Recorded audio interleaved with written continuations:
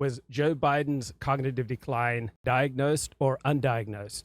Either way, it's a heck of a story. So Professor Jeffrey Alexander is a sociologist, I believe, at Yale, and he wrote in his 2003 book an essay, The Meaning of Social Life, A Cultural Sociology. So he talked about how Watergate just started out as a third-rate burglary, neither politically motivated nor seen as morally relevant. Then the Democrats took it up, said it was a major act of political espionage, a symbol of a demagogic and amoral Republican president. But Americans were not persuaded by this extreme reaction, and the incident received relatively little attention in 1972. It did not generate any widespread sense of outrage.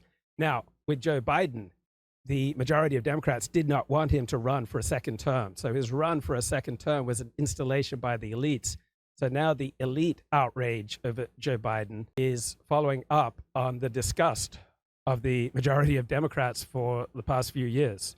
So in 1972, the news media played down the Watergate story, all right, not because they were coerced, but because they genuinely felt it was a relatively unimportant event.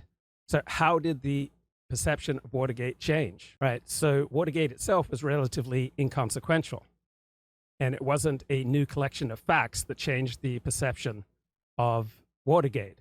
But what happened is that we moved from the mundane level of goals, power, and interests to the realm of values. And that's also what we're seeing with this Joe Biden story. So values of truth, honesty, the republic. So profane politics means self-interested politics.